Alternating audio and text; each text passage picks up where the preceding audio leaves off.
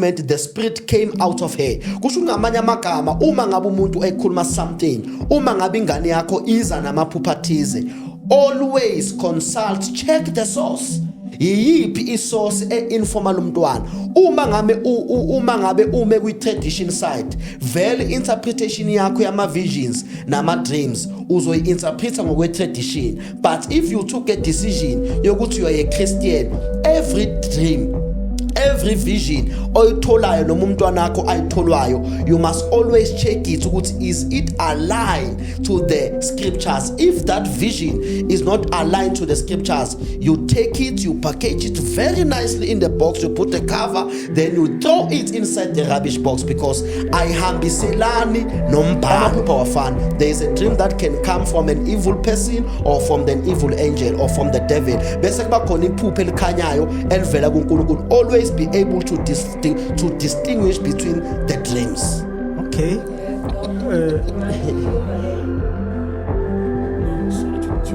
To disturb, just a quick one. Yeah. You have an theology meaning? Is a study about In God. theory. No. No. Cha. Cela silungise theory. Into kaNkulunkulu we cannot define it nge-understanding yethu eyengqondo. Angazi if niyang understand ngishoyo. Ngoba if sisho kanjalo sibeka nge-understand. Enkonzweni khona omunye ubhuti osePretoria is one of my disciples. Uyangifonela uthi mfundisi ngoba uthi enkonzweni kunosisi ogulayo unenkinga yesibeletho, une pain kwisibeletho sakhe. Ngicela ukuthi umthandazele bese ngithi mina okay, we will pray for her. Sifike enkonzweni, we pray bese athi uNkulunkulu no do a voice note, a voice record. Then ngi-record khona la. Manje ngi-recorder, then I started to pray, declare healing over yena lo sisi. Ngimbiza ngegama lika Jesu, you are healed. As I was praying ngathi uNkulunkulu lo sisi kunamaphilisi awadlayo, wathatha daily. Specific. Ngisho mina la ku voice note ukuthi you have pills that you are eating, and this pain as I'm praying disappear manje, but amaphilisi la wadlala yiwo lawa akhosa this pain that is in your womb. Stop those pills. Gogo ninjani? Yaphila njani? Siyaphila mfundisi ninjani? Siyaphila njani? Siyaphila. Asibonga. Si right. Uthi flu amanzi bokwenzakalani gogo? Yo, I've been down bad with flu because I had a spiritual retreat and waterfall cleansing that I hosted or that I did nabantwana abanye bedlozi. And yeah, so yazi ukuthi now it's that time of the year, season change and everything. So I think after the river cleanse, I started feeling a bit off, but I'm recovering. While we are on river cleanse, abanjani abagezwayo umuntu nje uvela ngathi ngayo swima? Is it swimming okay? Or is I would say what I normally say. I always say ukuthi ukugeza, it's for anyone and everyone. Doesn't matter hore but if your spirit says to you ukuthi udinga ukuhlambuluka, or you just want to reconnect, or reconnect with your ancestors and God, because it's not just about the cleansing. Siyahamba, siyakhuleka, siyaphahla. We teach each other actually ukuthi how you communicate with your guides, how you communicate with God as well. Because khona abanye abantu uthola ukuthi umuntu uthi ke rapela mara ake sure ke rapela tsona na, and I always say yes, and I always say modimo o tseba se ka pelong ya hao, and how we bua and le how sa ibui modimo wa tseba menahano ya hao le mehopolo ya hao. So you being there and taking your time to say, you know what, I need to so it's a time and just to reflect and just to also tosa because imelwa, and then amanzi yena we use them just ukuthi siyageza siyahlambulula, because we believe ukuthi water heals indlela ehlukile. Anomehluko amanzi womfula spiritually namanzi engiwathola swimming pool. Is there much difference or lawa namapipe lawa yawa I would say kaNkulunkulu? the one in the swimming pool, naldi chemical. Inaldi chemical. And maybe it was tap water and stuff. yeah. And then lawayana, we believe it's like nature. It's nature. Ke metsi e leng hore a tswa bo dithabeng, especially when we went to the waterfall, because people were actually fascinated hore metsi a ra bona a thowa go fatshe ko Mpophomeng a tswa le kae, you know, and like because there's like a cave thing happening, then mole khona le sidiba as well, you know, and then to show ukuthi uNkulunkulu nje uyayenza into yakhe yabo. So we believe hore when we go there, because ke metsi e leng hore ha tshwarwa ke motho, I say it's like okay, we know that batho ba itse metsi, but you know with the swimming pool is you get people and chemicals and whatnot, so ale are pure. Ayayihlatswa in a sense, yes, ne? and because a flow as well ebantshwane vele hore whatever tse ileng hore di mpetse seng hantle di a tsamaya le metsi ao. Yeah. Oh, mfundisi, amanzi lawa ase swimming pool azihambi izinto zilapha yana echlorophyll. Okay. Uthini ngaloko? Okay, mhlambe into yokuqala esingayikhuluma kubabukela emakhaya, mina I am a Bible believer. Yeah. Ngisho ngithi iBhayibheli umanqoba zonke izinto. Yeah. Yes. Amanzi ke mphathi wami according to the scriptures. Into iBhayibheli indlela elikhandeke ngayo line Old Testament libe ne New Testament. Old Testament it was an outside in reality, meaning it was outside in. Then in New Testament it is inside out. Old Testament ke briefly yafaila ngoba ayikho into engenzeka ngaphandle engalungisi ngaphakathi lomuntu. So kusho ngamanye amagama amanzi ngoba is an outside thing, material or substance. Ngeke uze ugeze ngaphandle bese kulunga izinto zakho spiritual, because amanzi is a physical substance. You can only wash yourself ube clean emzimbeni but uphelela lapho. Ngeke uziwashe ngamanzi bese kulunga izinto zakho spiritual, because this is not an outside in reality, is an inside out, meaning indaba mele iqale ngaphakathi bese idlulele ngaphandle, ayiqali ngaphandle bese ilungela ingaphakathi. Ne? Yes, so sengichaza ukuthi kule question obuyibuzile ukuthi amanzi no nje amanzi nje ukugeza phela, ukuphuza, ukwenza lezi zinto ezenziwa ngamanzi. But mase sifaka a spiritual connotation to water, therefore shothi ukuthi amanzi sekufuneka siwasebenzise figuratively. Ngichaza ukuthini? Ngichaza ukuthi singawasebenzisa amanzi figuratively, trying to explain a spiritual truth. Khona into engayifunda kwi-theology kwi-Bible school ebizwa ngokuthi is a spiritual parallel. A spiritual parallel is where you use a physical thing noma a physical reality to explain the spiritual reality. For practical example, siyazi ukuthi amanzi sigeza ngawo, so ngingawasebenzisa amanzi ngenza umzekelo ngawo ngoba ngifuna ukuchaza ukuthi umuntu ugezeka kanjani kwelika moya. Uthi uJesu make ekhuluma uthi nina esenihlanzekile ngezwi engalikhuluma kini. Umuntu uhlanzwa yizwi lika Kristu uma ngabe lizwa bese li purify umphefumulo wakhe, otherwise amanzi umuntu awampurify. That is why even ugoga ngangivumela ukuthi la amanzi mawungena kuwo kuba khona into oyikhulumayo, ngeke nje uvele uyogeza ngoba kwenzekile ukuthi uthi amanzi awuvele ungene. That proves ukuthi la manzi amandla wekho kulamanzi. Amandla asentweni ezokhulunywa uma kungenwa kulawo manzi. Otherwise uma wena uziyela nje baningi abantu abangena emanzini, abanye bayabhukuda dala sikhulule emakhaya, singene emadanyeni, singene emfuleni siswima, ayikho into eyalunga yabo until kuze kube khona izwi elizophumayo. Yes. Yeah. Woman of God. Amen.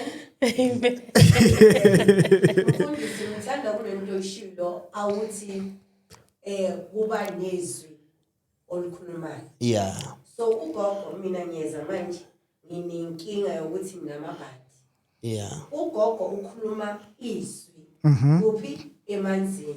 Yeah. So why ugogo nezwi lelazokhuluma lenzeke mfundisi? Asilungise lapho ngoba ugogo yena usuke ahambe ayenze zakhe izinto ngithi mina ngiyeza ngithi hey gogo asho ukuthi amanzi anokukhipha umkhathalo yini mfundisi. So I want to know ukuthi izwi leli ugogo akalikhuluma mina ngilizwa ngathi selinempilo kuyenzwa yini lokho ngoba ugogo angithi wena uthi ukhuluma ini izwi ugogo izwi alikhulumayo I don't think ukuthi kuseBhayibhelini but akaloku akhuluma uyawufaka umkhuleko so kusebenza kanjani lapho mfundisi ya into enzakalayo njoba ngiqalile ngayiveza indaba yezwi bengikhuluma generally ukukhuluma something a word but now I question also iveza isesibiza ukuthi is a doctrinal question shothi I question eseyifuna manje si consult iscripture ngike ngakuveza mhlamba ngikuphinde kubabukele emakhaya ukuthi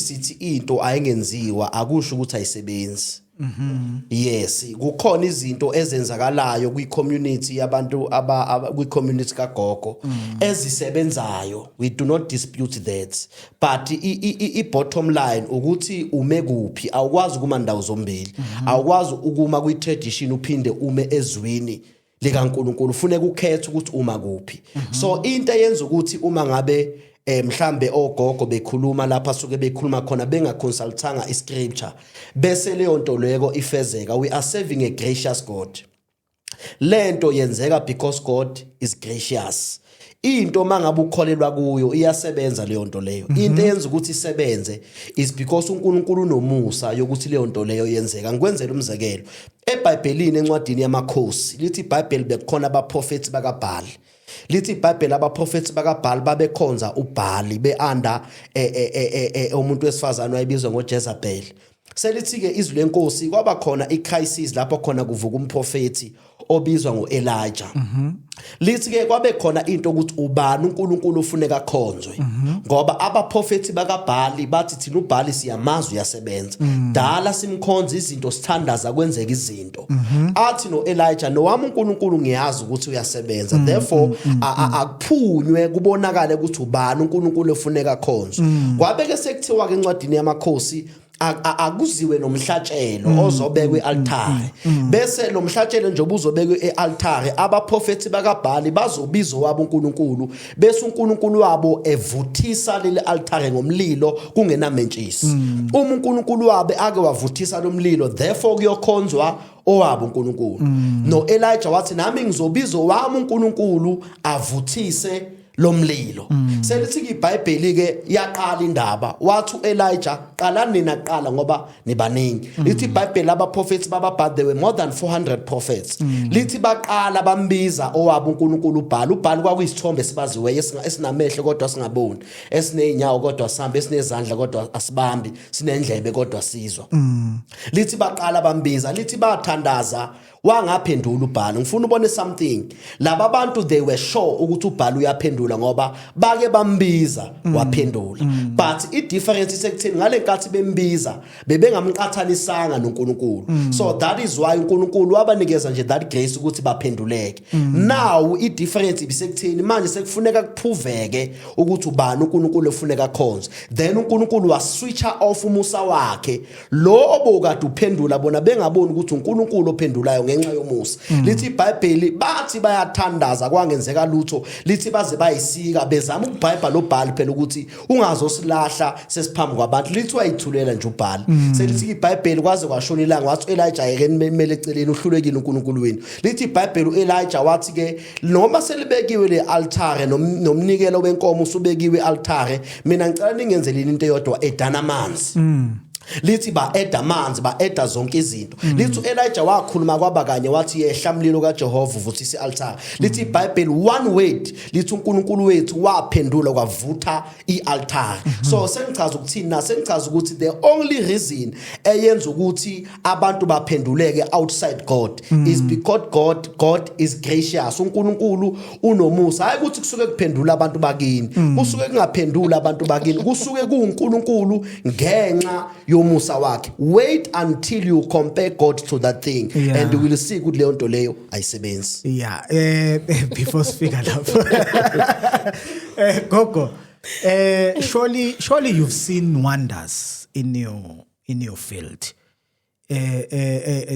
shortly nje just take us through ukuthi yazi since ngila this was happening now this is happening I was sick if you were sick and now just shortly so that nomuntu othi sekuphele 10 years ngiyisangoma ngiboni next maybe ungamthipha naye ukuthi usho mara ukuthi it's your thing now you understand yeah I wouldn't say I've seen wonders, you know.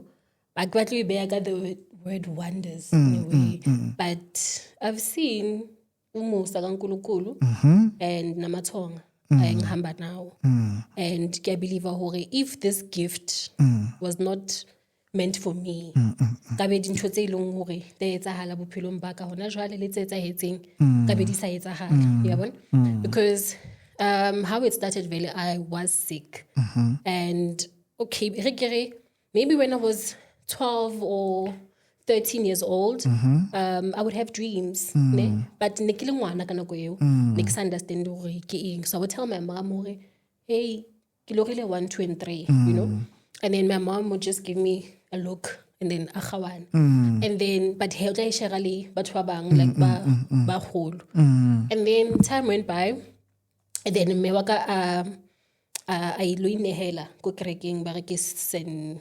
John's, yes, Apostolic Church, because my great grandmother na kena ko teng. But then my mom went because na ntwana hore ha ke kene kereke, so ha o hantle hore o be mme wa o tlo patwa ke mang, what's na kereke, you know. And then it happened here mo ka kena kerekeng, and then obviously if mama ungena isonto now automatically niyahamba nesontweni, you know.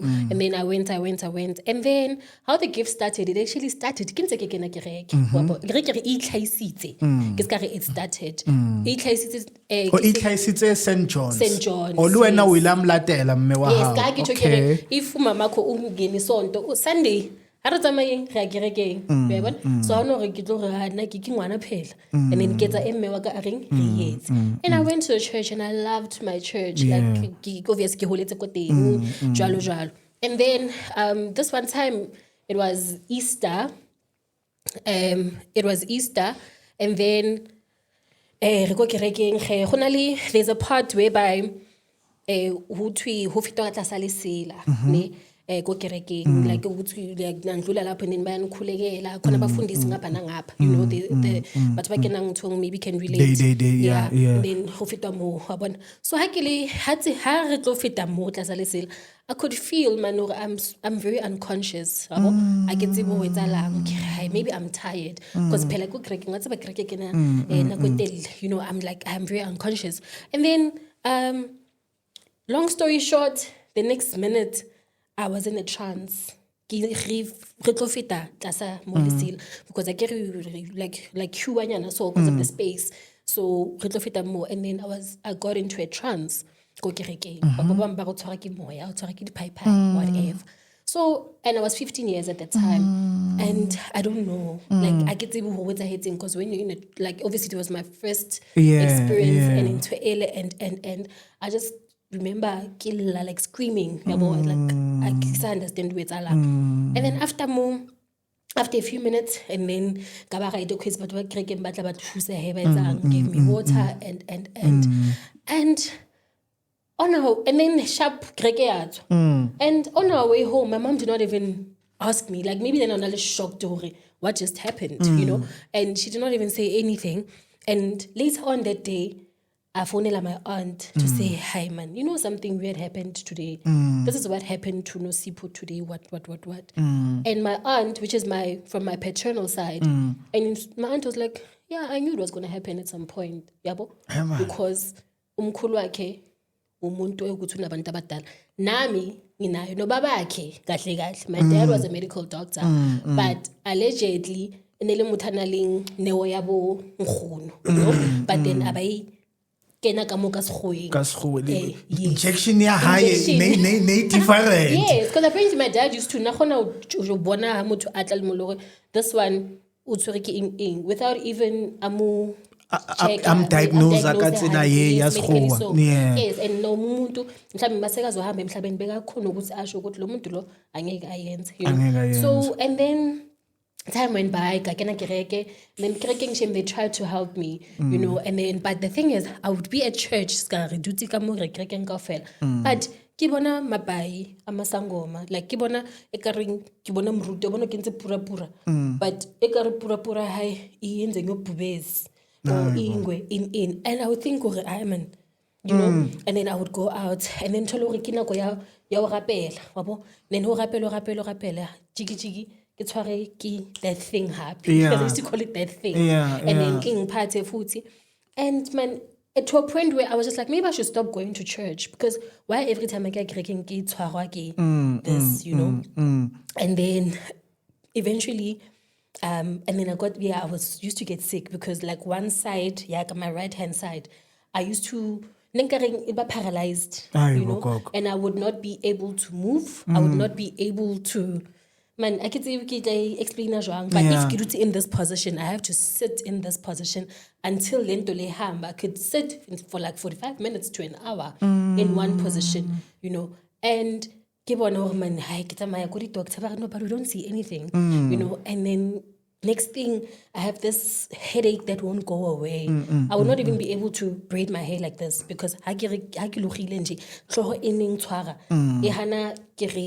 painkillers, whatever pain medication or bare enana kia the headache to a point where I thought I maybe can ali family kebalon check or something, maybe I have migraine or whatever.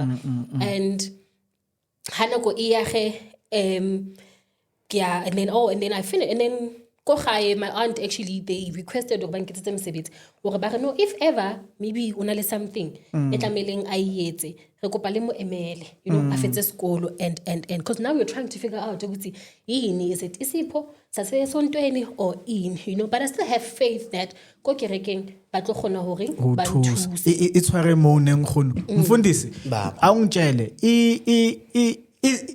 isipho somuntu igift yomuntu esontweni how do you identify igift yomuntu esontweni ebandleni nje ukuthi lo maybe uyi umprofeti lo apostle lo evangelist how do you identify that? Right, according to the Bible my leadership kunento esiyibiza ngesalvation. Salvation is where you receive Christ as your personal savior. Yes. Uma ngabe wamkela uJesu inkosi nomsindisi usukuzalwa in the spirit, you are born by the spirit. That is why mawufunda incwadi ka 1 Peter chapter number 1 verse 23 it we are born with the incorruptible seed. Yabona then mawufunda 1 John chapter number 4 the Bible we are born of God. Those who are born of God they are destined to overcome. So mawamkela uKristu Jesu usuke wamkela impilo kaKristu. Umuntu wamkela impilo kaKristu kusho ukuthi wamkela yonke into ekuJesu. So how do we identify igift esuke ikumzalwane? Umzalwane makezalwa uzalwa nawo wonke ama gift. Uzalwa negift yobupostoli, azalwa negift yobuprofeti, azalwa negift yobuvangeli, azalwa negift yobufundisi, azalwa negift yokuba umalusi. Onke lama gift exista kumzalwane yedwa. Ubani obonayo ukuthi lo mzalwane lo uyaprofeta imaki angithi mawufunda iBhayibheli uEphesians chapter number 4 lapha kuma verse 11 mawuya phansi lithi iBhayibheli he gave some to be apostles, to be prophets, to be evangelists, to be pastors, and to be shepherds for the equipping of saints, for the work of ministry. So umzalwane makasindiswa undergo lento esibiza discipleship training. Discipleship training iyo le expose these gifts that you have received upon salvation. Kufana nomntwana makazalwa, umntwana makazalwa uzalwa nayo yonke into anayo. But lezi izinto ezinye zisuke zingekho makezalwa, zisuke ziphakathi kodwa singakabonakala. For Pascal example umntwana uzalwa engenawo amazinyo kodwa amazinyo asuke khona alinde ukuthi enze njani akhule. So igrowth iyo exposure your gifts. So kusho ukuthi umuntu mayengakhulu we cannot be able to identify ama gift. Kufuneka umuntu akhule because of a discipleship training. Growth iyo expose ama gift. Then if the gifts are exposed because of a discipleship training, therefore we can see them because ama gift are visible, ama gift ayabonakala. Umuntu maka operates kuma gift kamoya siyambona indlela a acta ngayo. Why? Is because lo muntu uyakhula ensindisweni. Ayikho into umzalwane edwa kuye sekasindisiwe. Yonke into umuntu osindisiwe uzalwa nayo. Njengengane izalwa inamazipho, izalwa inamazinyo kodwa asuke ngekabonakala ngoba encane uzalwe noboya uzalwa nazo yonke into azoyidinga empilweni but manje into i-focus point ukuthi mela feedwe nestamp mela feedwe ibisi mela feedwe yonke lento le why ifuneka feedwe is because we are trying to expose lezi zinto ezikuye kodwa ezinjani ezingakaveli so umuntu we identify i-gift yakhe through ukukhula okuza nge-teaching about the doctrine of Christ. Okay. Yes. The woman of God. Okay, mfundisi ngiyezwa ukuthi siyawa identify ama gifts. Yeah. So I want to ask ukuthi in Christianity ubu-prophet sibona kanjani? It's because of most in some of the churches like we don't enhance that gift more. We enhance other gifts that you're worshiping, you're ushering. But what more umntwana or maybe ofana nosisi ngoba usisi uyamuzwa ukuthi igift yakhe iqale kanjani? Yeah. No umntwana lo ngihamba naye uze lo yimi I'm a Christian. Yes. Umntwana lo ubona maybe nesipho lesusisi asibonayo. Yeah. Kuyenzwa njani in a Christian world? Maybe ukuthi umntana mnangu uyasho maybe akabuye after church ukuthi mama ngibona umfundisi agcoke sona sona. And how do we groom our kids in the church if they are starting to see isipho sakasisi? Because of I don't think ukuthi or ngathi I don't think mina la ke ngahamba khona angifuna ukucela ngazi ukuthi ngayibeka kanjani abazalwane yes baya profit or bayaboniswa but izangoma naziboniswa ngenye indlela ngiyabona so I want to know ukuthi abazalwane why I'm not saying ukuthi why bangabi in the same level because of I think umama ugogo angangitshela ukuthi kunomunye umuntu akutshela ukuthi unesidliso esisona sona abe specific then awuza ebazalwaneni bangayihithi Direct kanjalo avela athi mind your friends. Yes, mind your friends. And when you are clueless, so I want to know what in a Christian world, why don't but embrace this gift because of now it's one of the gifts as called Bible. Yeah. Yeah, no, la mphathi ngicela sifunde leli verse. Okay. U-Acts chapter number 16 verses number 16. Kukhona i-example engizoyisebenzisa la kulombuzo wakho. Lana ifundeka kanje before ngichaza. It's one day as we were going to the house of prayer. Lana kukhuluma uPaul wayehamba noSilas. Usethi one day as we were going to the house of prayer we encountered a young slave girl who had an evil spirit of divination, the spirit of Python. She had earned great profits for her owners by being a fortune teller. She kept following us, shouting, "These men are servants of great high God. They are telling us how to be saved." Ngifuna sibheke this example. Lana we have the people who are believing, who are Christians, which is Paul and Silas. They are the custodians of the message of Christ. Then we have this girl engasho ukuthi wayekade mhlambe operator njengomuntu oyisangoma ngoba lithi iBhayibheli wayenomoya wedlozi. Selithi iBhayibheli usisi was a fortune teller, meaning wayekwazi ukuboniswa abone ini izinto. Right. Khona into engiyikhulumile mangiqala ngathi mina iproblem ayikho kwi-accuracy of what you are speaking, but the problem is on the source. Yabon? So lana lithi iBhayibheli sis into ayisho uthi these are the servants of God. They are telling us how to be saved. The message was accurate, but the source was wrong because this message was coming from the evil spirit, from the spirit of Python. Kusho ngamanye amagama kuyenzeka umuntu akhulume okuyikho kodwa isource le information is not God, is another source. Njoba ngishilo ngathi mina kuyenzeka into isebenze akusho ukuthi into mayisebenza sekufuneka siyenze. Yizwa lithini kwiBhayibheli number 18. Day after she continued to do this. Lithi iBhayibheli sisakamanga kuloko eprofeta ethi laba bantu izinceku zikaNkulunkulu. Said it until Paul greatly annoyed. Yini annoy Paul? I-message i-correct mos. I-message right vele lo sisi ukhuluma iqiniso. Ucasulwa yini kuPaul? uPaul ucasulwa isource la kuphuma khona le message. Usethi-ke uPaul, then Paul turned and said to the spirit indwelling her, "I command you in the name of Jesus, the anointed one, to come out of her now." At that very moment the spirit came out of her. Kusho ngamanye amagama uma ngabe umuntu ekhuluma something, uma ngabe ingane yakho iza namaphupha athize, always consult, check the source.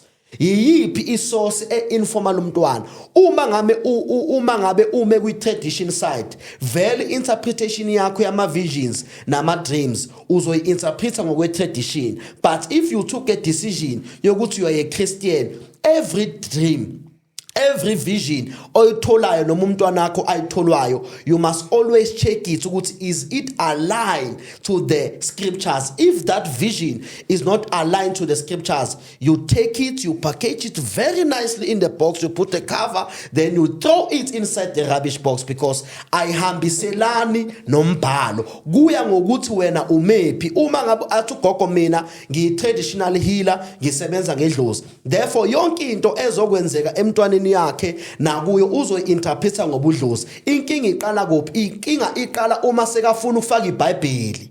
Mayesefuna ukufaka iBhayibheli usuyasinyundela thina, ngoba thina sikholwe eBhayibhelini and linendlela esili-interpreta ngayo, asili-interpreti ngendlela esifisa ukuli-interpreta ngayo. So akube khona umehluko. Mina ngumfundisi, mangibona iphupho ngizoli-interpreta ngokwe-scripture, liyahambiselana na ne-scripture. Uma lingahambiselana ne-scripture ngilibeke eceleni, ngoba phela amaphupho awafani. There is a dream that can come from an evil person or from an evil angel or from the devil. Bese kuba khona iphupho elikhanyayo elivela kuNkulunkulu. Always be able to distinguish between the dreams. Okay. No, sorry to disturb. Just a quick one. Yeah. You haven't answered the question. Yeah. The question is, an individual has gone previously to a traditional healer. They have profited that individual, and in detail to say, for the example that was put in place, Yeah. unedliso, idliso leli onalo likanje nakanje nakanje. Yeah. Yini ke hayi ukuthi siyaxeka einkonzweni zabazalwane asithole ukuprofitiwa okunjalo, okudetailed, okushoyo ukuthi hayi man wena unedliso elikanje nakanje nakanje.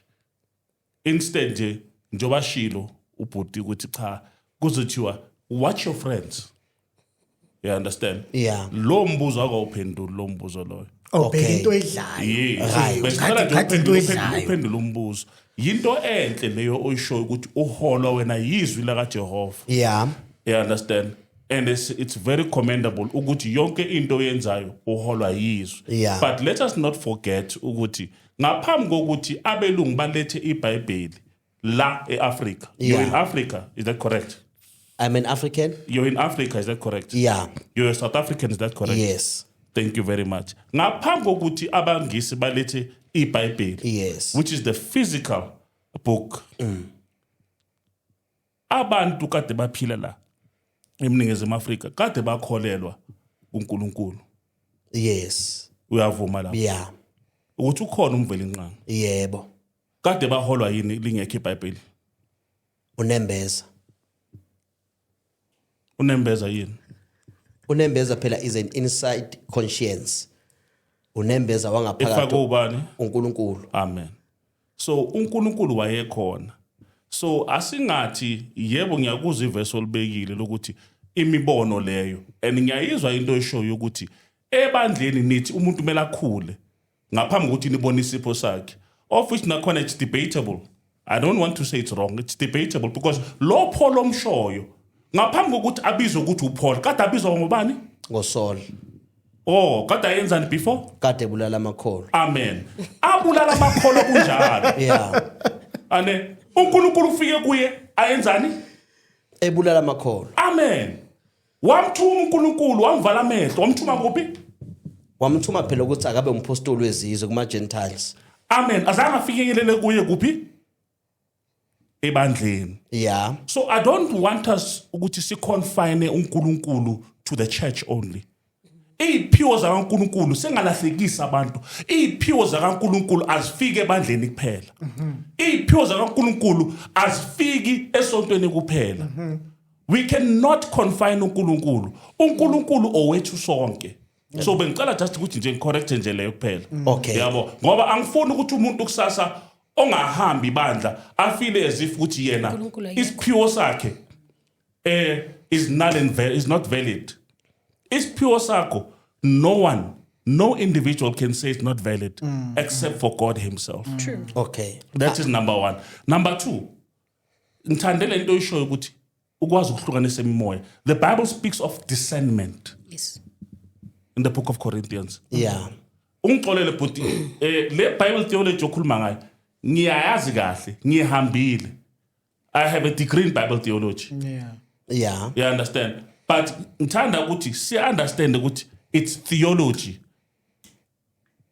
Theology meaning Is a study about i God. theory. No. I-theory. No. Cha. Cela silungise i-theory. Into kaNkulunkulu we cannot define it nge-understanding yethu eyengqondo. Angazi if niya-understand into engishoyo. Ngoba if sisho kanjalo sibeka nge-understanding yengqondo, then it means kusho ukuthi it was impossible. It was impossible for Moses to cross the Red Sea. Because logically speaking, how do you part the sea? How do you do that?